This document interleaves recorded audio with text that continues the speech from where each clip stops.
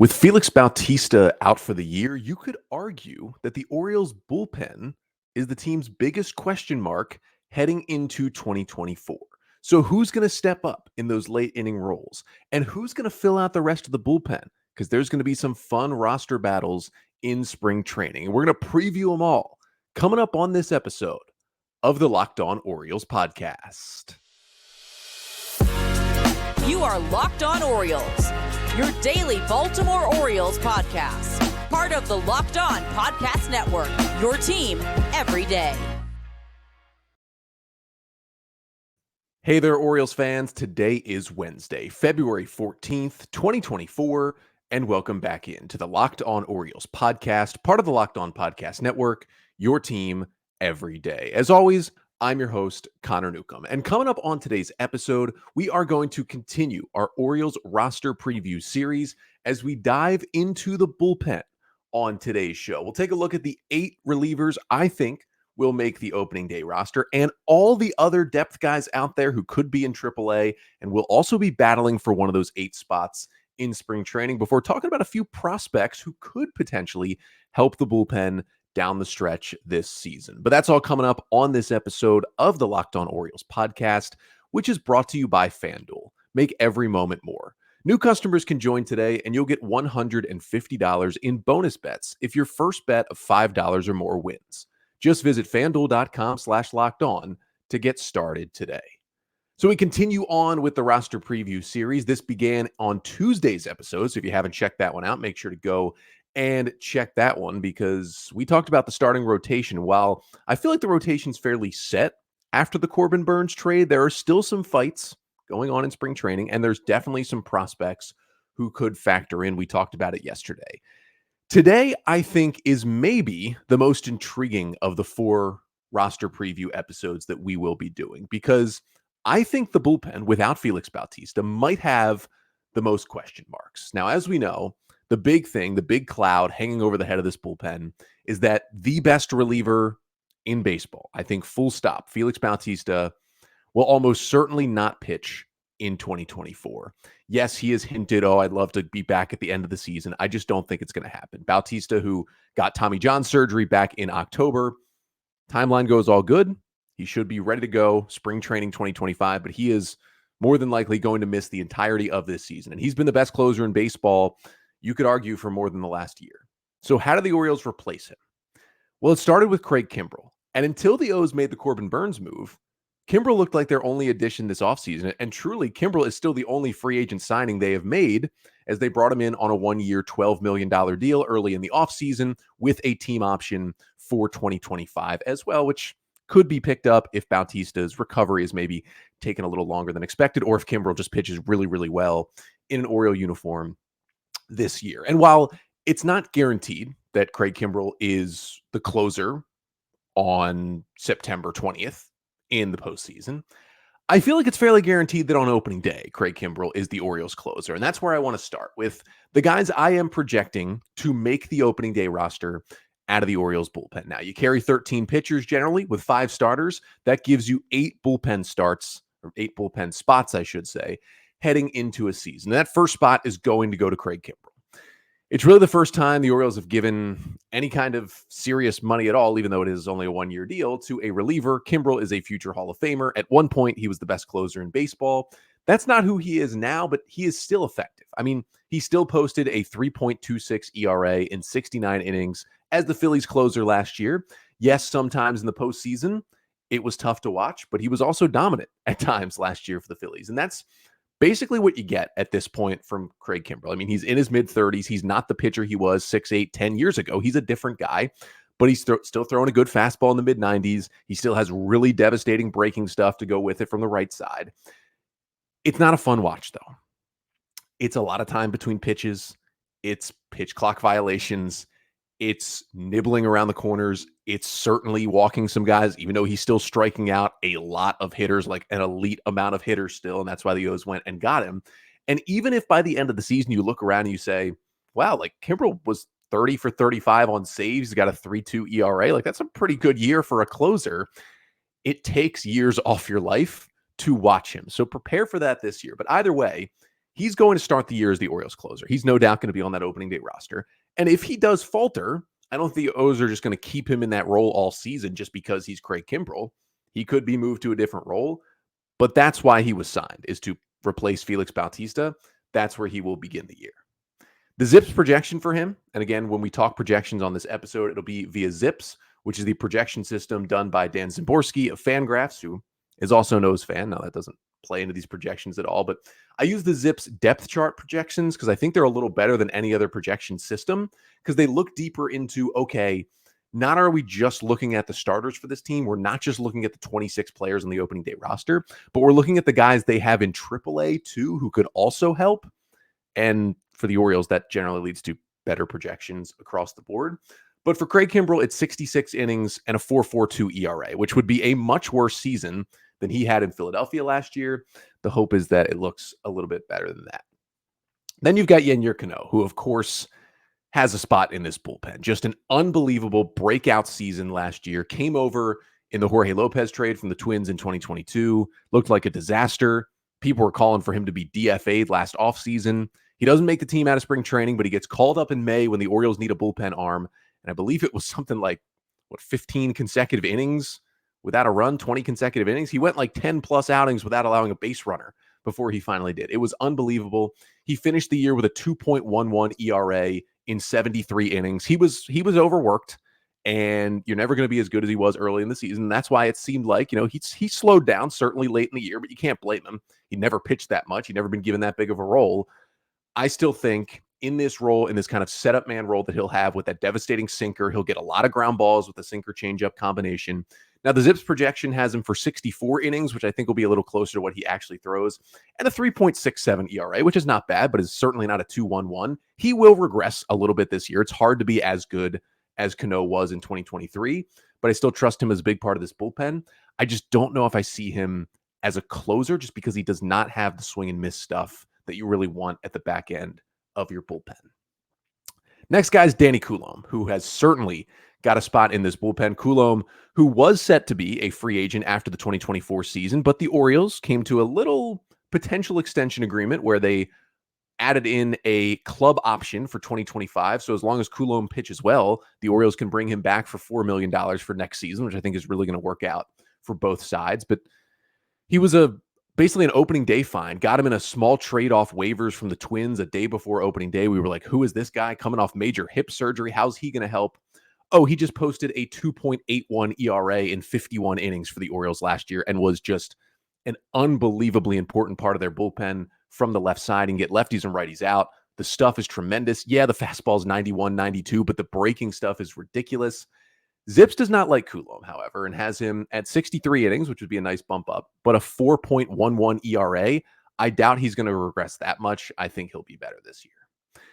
Then you've got Cionel Perez, who's the fourth guy who I think is a lock for this bullpen. It was an interesting year last year for Perez. Remember how dominant he was in 2022, but he was outperforming a lot of his stats, and that reared its ugly head in the first half last year. Perez was, quite frankly, at best average, and I would consider him not that great in the first half last season. He was not one of the Orioles' most reliable relievers.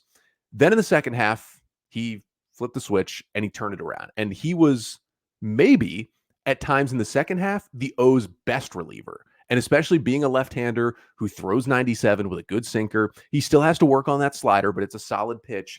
Ended up with a 3.54 ERA in 53 innings last year. ZiPS has him at 54 innings with a 4.31. It's all about the quality of contact for Cionel Perez because he's not going to get an insane amount of strikeouts. He's hunting the ground ball at all times, which, a guy like Cano is doing as well. But Perez's stuff is not as good as Yennier Cano's. We'll see about the batted ball luck this year. I still think he's at the very least a solid middle reliever.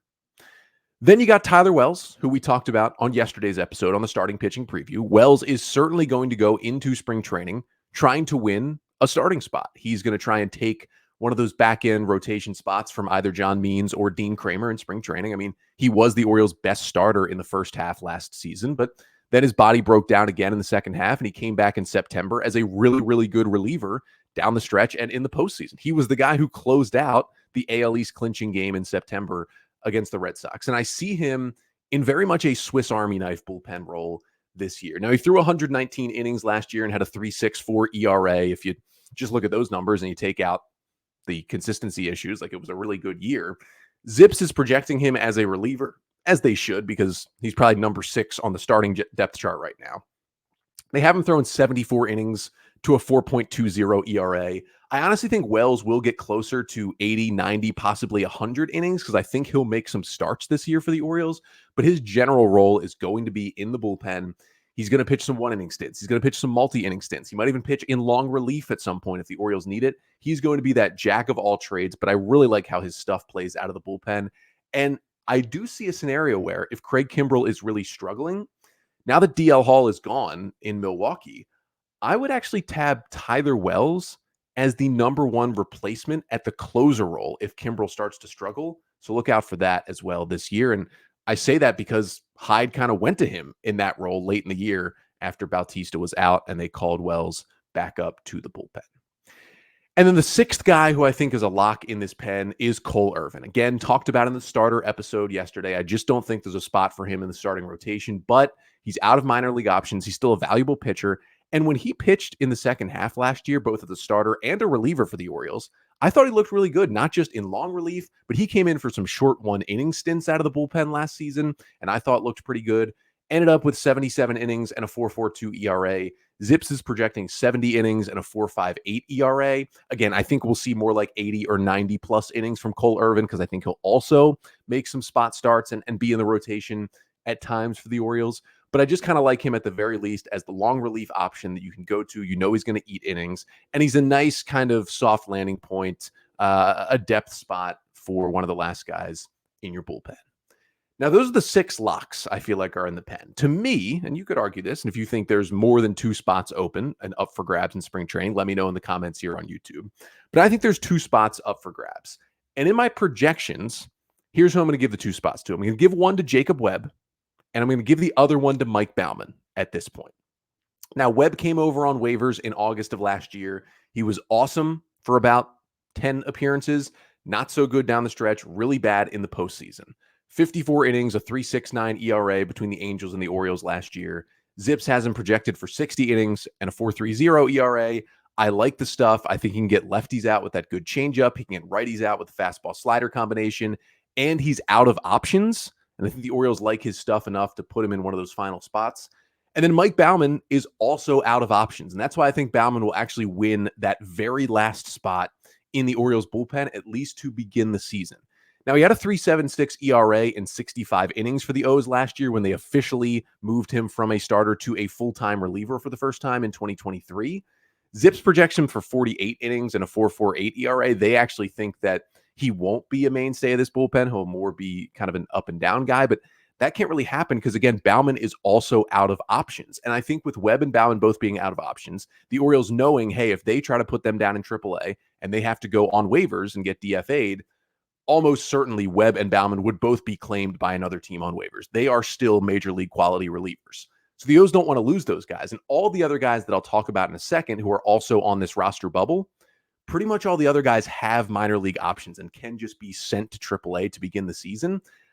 I think unless somebody really, really impresses, and we'll talk about that in a minute, or Webb or Baumann just completely tank in spring training, which certainly could happen, I think at least to begin the season, because they're out of options, the O's will give Webb and Baumann another chance to prove their worth. And then if we're a month in and it's not working out, then the DFA button comes for one of these 2 guys. But those are the 8 I project in the bullpen: Kimbrell, Cano, Coulombe, Perez, Wells, Irvin, Webb, and Baumann. But that's not set in stone. And a lot could change as pitchers and catchers report today for the Orioles. The battles begin today here on Valentine's Day. So what do those battles look like? Who are the other names fighting for an opening day bullpen spot? We'll talk about those guys coming up next. But first, this episode of the Locked On Orioles podcast is brought to you by FanDuel. Now, the NFL season might be over, but you can get buckets with your first bet on FanDuel, America's #1 sportsbook. Because right now, new customers get $150 in bonus bets with any winning $5 bet. That's $150 just if your bet wins. And bet on all of your favorite NBA players and teams with quick bets, live same-game parlays, exclusive props, and more. Just visit FanDuel.com/lockedon and shoot your shot with FanDuel, official sportsbook partner of the NBA.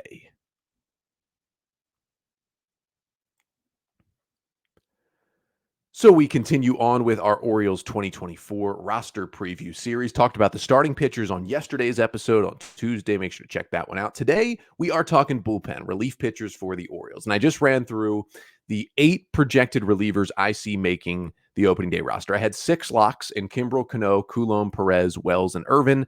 And then I think there's 2 spots up for grabs, which I'm projecting to go to Jacob Webb and Mike Baumann, mostly because those 2 are out of options and are still, despite Webb struggles in the playoffs and really Baumann struggles in the entire second half, which had him end the year in AAA and actually not even be put on that playoff roster.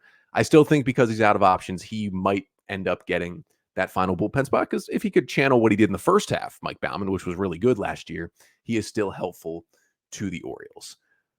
But there's still 2 spots. And the interesting thing is, it's not like there's, 4 candidates, 5 candidates for 2 spots. You could argue there's like 10 or more candidates for those final 2 spots. This is why this is the roster battle that intrigues me the most in Orioles spring training. Let's start with the other relievers on the 40-man roster, the guys who it would be easiest to give one of those 2 open spots to, because you wouldn't have to make any 40-man moves. They are already there. And let's start with, I think, the biggest X factor for the Orioles bullpen this year, and that is Dillon Tate. Dillon Tate, who since coming up, back in 2020, had been pretty good. And in 2021 and 2022, he was one of Brandon Hyde's most reliable relievers. And then, basically 1 year ago today, when the Orioles showed up for spring training, we get the news that Tate had suffered a forearm injury in the offseason, and he was not ready to start throwing yet. And that just got pushed back. And we heard maybe April, maybe May. And he tried to come back, and he pitched in a handful of rehab games in AA Bowie and AAA Norfolk, and did multiple different stints where he'd get shut down and try to throw again. And it was an elbow injury and a forearm injury, and it just never happened. And I kept thinking, okay, the stuff looks bad. He's clearly not healthy. This has got to be Tommy John surgery, right? And it would be the second one for Dillon Tate. But he just never got Tommy John. And then we're getting videos out of Driveline this offseason where Tate's working out that he seems to be healthy, and the Orioles are saying he's healthy.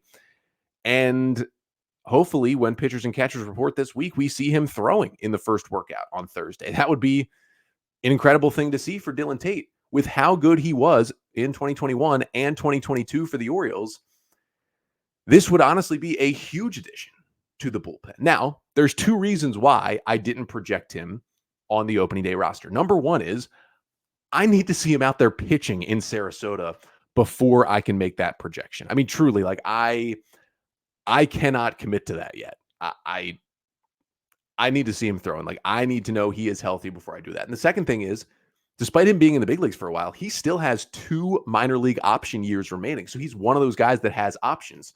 So even if he looks somewhat healthy, but the Orioles are still not completely sure if he's back to the old Dillon Tate, they can send him to AAA for a few weeks to begin the season, just to let him get his feet wet in real games that don't matter like a big league game does.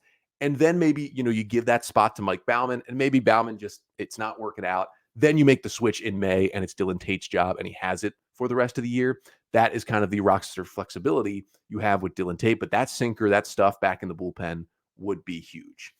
Now, behind that, there are a good chunk of lefties on the 40-man who might have felt that, hey, when DL Hall was traded, he was certainly a lock to be a lefty in the pen.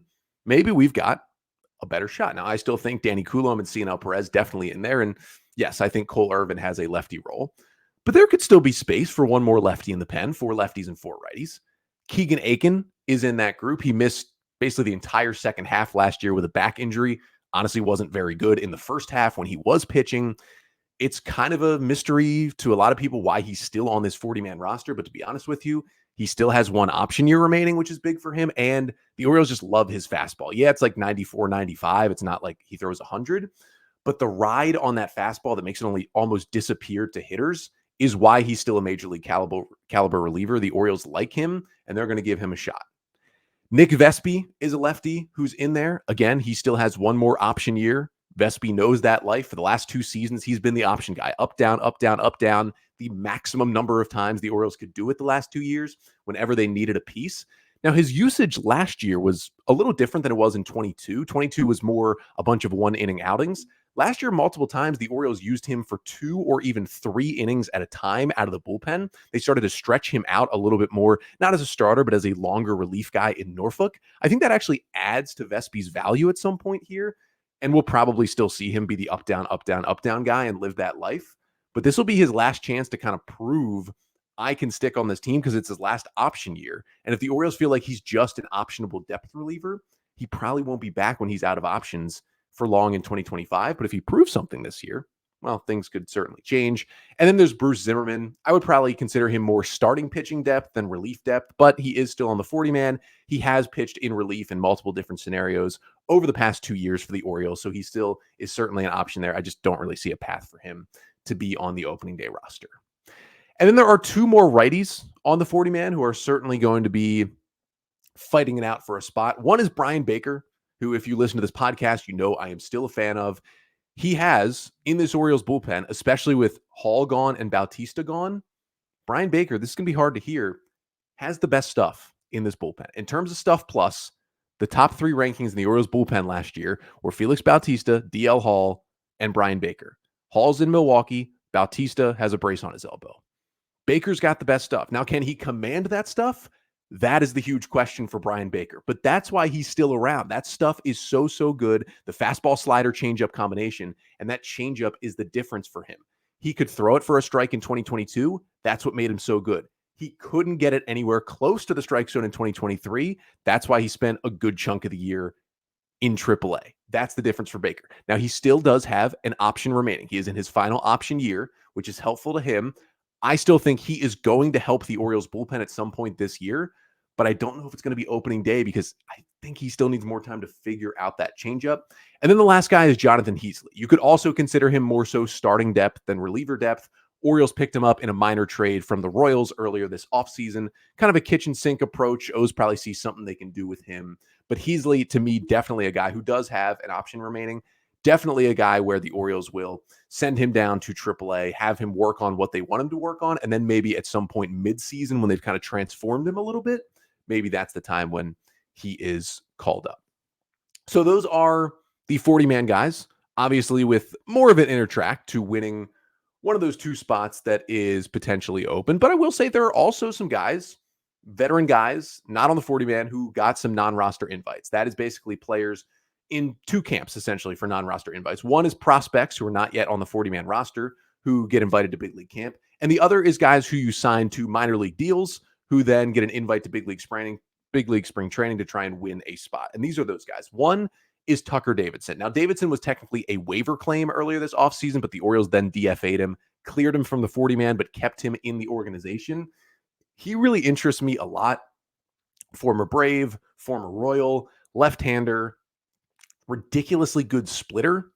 Other stuff hasn't quite caught up yet. If the Orioles can find him one more pitch, preferably a fastball, he's an interesting piece in the bullpen. Just look out for him in spring training. Luis Gonzalez, 32-year-old lefty, is back. He had been with the O's organization forever. Then he was gone the last few years, never made his major league debut. He's back on a minor league deal with a non-roster invite. Ronald Guzman is an interesting left-hander who had been a first baseman in the big leagues for the Rangers and the Yankees from 2018 to 2022. Then he decided to try pitching, signed with the Giants last year as a pitcher on a minor league deal, but got injured and barely pitched. The word is he's healthy now. He throws in the mid-90s with a changeup and a slider. No way he's on the opening day roster, but there's a chance like he ends up in Bowie and Norfolk this year pitching in relief, and that stuff is enough to get him to the big leagues at some point, but he's just an interesting story to watch. Then there's another lefty in Andrew Suarez who pitched out of the Cardinals bullpen last year for about 28 innings. It was 28 bad innings, but it was 28 major league innings. He's more depth. He could also be starting depth as well. Has been a starter for most of his career. And then the last guy who's also interesting is right-hander Nathan Webb, who is coming off Tommy John surgery and likely will not be ready for opening day, but should be ready at some point somewhat early in the 2024 season to pitch. To me, he's most likely starting in the AAA Norfolk bullpen whenever he is healthy. But apparently it's some pretty electric stuff and a little bit of command issues, but some electric stuff. If he gets healthy in the second half at some point, we could see Nathan Webb in an Orioles uniform. I just think out of all those guys, Tucker Davidson is maybe the only one that would have a shot at making the opening day roster. Everybody else is more depth, but they are interesting arms and interesting names that the Orioles have in camp, and any of them could help the O's at some point throughout the season. That's why minor league deals are so important. Get that depth, get them in AAA so you can call on them when you need them, when there's injuries and bad performance and everything that goes on in a very long 162-game MLB season. But there's one more group of guys I want to get to, and those are the prospects. And now a lot of these guys are going to be considered starting pitching prospects, and a lot of them I already talked about yesterday on the starting pitcher episode. But there are some relief prospects as well that are kind of mixed in here. It's an interesting group of guys who could potentially help the Orioles out of the bullpen in 2024. We'll get to those names to finish off the pod coming up next. But first, this episode of the Locked On Orioles podcast is also brought to you by Gametime. Now, if you want to buy tickets to any event that's out there, you shouldn't have to worry when you're buying those tickets. Well, Gametime is the fast and easy way to buy tickets for all the sports, music, comedy, and theater events near you. With killer last-minute deals, all-in prices, views from your seat, and their best price guarantee, Gametime takes the guesswork out of buying tickets. What I love about Gametime is your ability to buy tickets at the last minute and get a flash deal. I can log onto the app, which I've done before, out on Utah Street by the stadium. Log onto the app, look for that night's Orioles game, find a flash deal. Tickets might be 50% off. You get a ticket for $5-6 in the upper deck, pay for it with the flash deal. You get it right through the Gametime app. And here's the best part. All these other apps, right? You got to wait for a text. You got to wait for an email to get your ticket. Sometimes the Wi-Fi, the internet isn't good. You have to wait for a while. You're standing there. You're holding it up to the ticket person. They're like, that's not your ticket. On Gametime, the ticket is sent directly to your app. You don't have to wait for it anywhere else. You buy it in the app. It's right there in the app. You go up to the gate. You get the ticket scanned, and you go into Camden Yards. It's that easy. So take the guesswork out of buying tickets with Gametime. Download the Gametime app, create an account, and use code LOCKEDON for $20 off your first purchase. Terms apply. Again, create an account and redeem code LOCKEDON. That's LOCKEDON for $20 off. Download Gametime today. Last minute tickets, lowest price, guaranteed.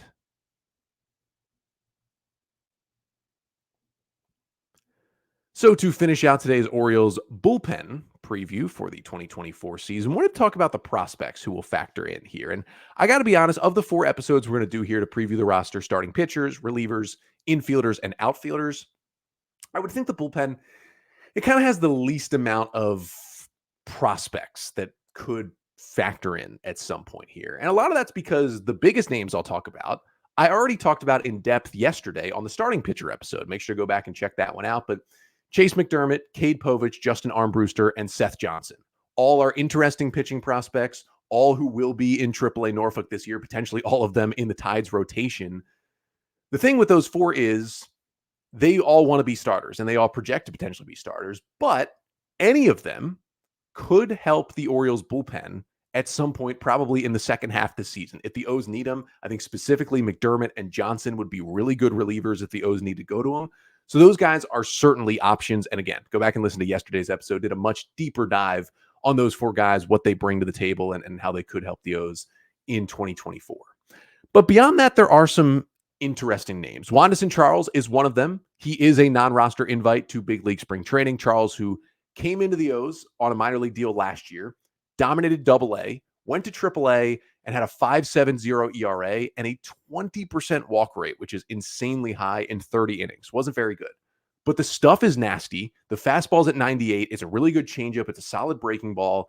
The Orioles brought him back on a minor league deal. Now, I don't really see him making the opening day roster. He will start the year in Norfolk's bullpen, potentially as the Tides closer, and he'll get a chance to show it off. And if he can find the strike zone, he's going to be in Baltimore this year. I'm calling it right now. If Charles can get that walk percentage from 20%, maybe down to more like 12 or 13%, he's going to be in Baltimore somewhere this year. It's electric stuff from the right side. Morgan McSweeney's always been kind of an interesting guy. He seemingly has stalled out in AAA. He's been there for a couple of years. Right-hander with a mid-90s fastball, good curveball, good changeup, but just wasn't a good year for him last year. 5.48 ERA in 46 innings. The walks went way up. The strikeouts went down. That might be it for Morgan McSweeney, but he is back at least with the organization. Unfortunately, didn't get a call to big league camp. Maybe he'll get a shot. Nolan Hoffman is an interesting right-hander who throws from a sidearm spot, had a 3.05 ERA in 41 innings in Double-A last year, got a little taste of Triple-A. He'll most likely be in Norfolk to begin the season. Hey, if he gets that deception down, could maybe be a spot for the O's. Connor Loprich, another guy who just had a pretty good year, although he was old for the level in Double-A last year. 25% strikeout rate, 8% walk rate in 51 innings. It's an interesting piece for Loprich. Again, probably gets his shot at Triple-A. And then there's just some other younger guys to watch, most likely guys who are either coming off injuries or might not be development-wise ready for the big leagues at any point this year. But Trace Bright, a really exciting pitching prospect from the right side. Alex Pham as well, a couple of starting pitching prospects. Dylan Hyde as a relief prospect. Keegan Gillies as well as a relief prospect. Like these guys, maybe a chance if things all break right this year, which can certainly happen. Relievers tend to rise up the system faster than anyone else. And then there's two guys coming off Tommy John surgery, a couple of the pitchers that the Orioles also got back from the Angels, along with Kyle Bradish in the Dylan Bundy trade. That's Kyle Brinovich and Zach Peak. Interesting stuff. Injuries over the last 2 years have certainly slowed them down. I don't know for sure, but it feels like both of them should finally be fully healthy heading into spring training 2024. Now, neither of them has a big league camp invite, and both of them are probably going to end up in Double-A Bowie and Triple-A Norfolk to start the year. But if they can get healthy and kind of realize what they've been able to do, they're both maybe potential options for the Orioles this season. But again, prospect-wise, I think McDermott and I think Johnson and then I think Wanderson Charles all certainly have a good chance in the second half of the year to be in the Orioles bullpen. But they just have so many options who are on the 40-man, right? Guys like Aiken, guys like Baker, that they can kind of call on, guys like Nick Vespi. They'll probably call on before some of these prospects that I just think prospect-wise, it's probably the weakest part, but that's kind of the case for every team, right? Most of your relief prospects are just failed starting prospects or starters who you brought up as a reliever to begin their career and then eventually made them a starter. That's mostly how relief pitching goes, and it'll be a similar thing in the Orioles system. But that'll do it for the Orioles bullpen preview. Let me know in the comments what you think will be the Orioles opening day bullpen, what the best roster battles will be. And make sure to, of course, like, comment, and subscribe to the Locked On Orioles channel on YouTube. Also, leave a 5-star rating and a review wherever you listen to the pod. We will be back tomorrow with one of 2 episodes.